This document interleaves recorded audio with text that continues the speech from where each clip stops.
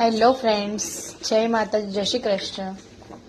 તો અત્યારે હું રાઈસ બટાટાના સાબુ બનાવી રહી છું. તમે જોઈ શકો છો આપણો બેઝ ઓગળી ગયો છે. આ ગોટ મિલ્ક બેઝ છે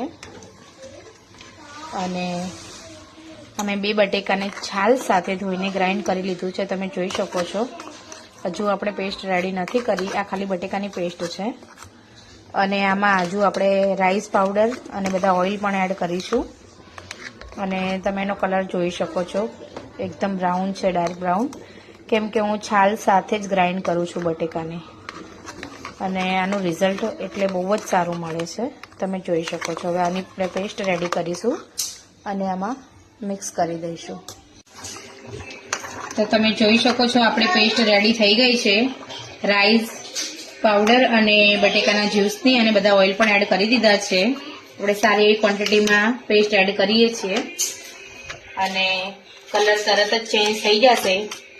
રાઈસ બટાટાના સાબુ એકદમ વ્હાઈટ નથી બનતા. જે ખરેખર પેસ્ટ જે સારી ક્વોન્ટિટીમાં એડ કરતા હશે, તમે જોઈ શકો છો તરત જ કલર એનો ચેન્જ થઈ જશે મિક્સ કરતાની સાથે જ. બરાબર આને આપણે મિક્સ કરી દઈશું. તમે જોઈ શકો છો એનો કલર ચેન્જ થઈ ગયો છે, કેમ કે રાઈસ બટાટાના સાબુ જે ઓરિજિનલ આપણે પેસ્ટ એડ કરતા હોઈએ છીએ તો એનો કલર પીળાશ પડતો થઈ જાય છે. એકદમ વ્હાઈટ સાબુ હોય એટલે સમજી લેવાના એમાં પેસ્ટ એડ કરી નથી, ખાલી બેઝ ઓગાળેલો છે. પણ આપણે સારી એવી ક્વોન્ટિટીમાં પેસ્ટ એડ કરી છે અને એકદમ કલર એનો પીળાશ પડતો થઈ ગયો છે, એકદમ વ્હાઈટમાંથી તમે જોઈ શકો છો. હવે આને આપણે બરાબર મિક્સ કરીને મોલ્ડમાં પાથરી દઈશું. તો તમે જોઈ શકો છો કે આપણો રાઈસ બટાટાનો સાબુ બનીને તૈયાર છે.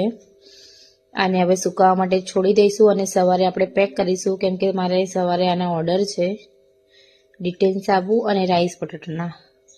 એનો કલર પણ તમે જોઈ શકો છો, એકદમ વ્હાઈટ નથી, ઉપરથી ડાર્ક કલર છે અને એના ઇન્ગ્રેડિયન્ટ્સ પણ દેખાઈ રહ્યા છે. તમે જોઈ શકો છો. સ્ક્રબનું પણ કામ કરે છે, સ્કિનને ટાઈટ કરે છે, બ્રાઇટ કરે છે અને આનું રિઝલ્ટ પણ બહુ જ સારું છે. અને તમે જોઈ શકો છો એનો કલર કેવો, એકદમ વ્હાઈટ નથી, કોફી કલર ઉપર થોડો આવે છે. તો જે કોઈને પણ મારા સાબુ લેવા હોય તે મારા વોટ્સઅપ પર મેસેજ અથવા તો કોલ પણ કરી શકો છો. Thank you.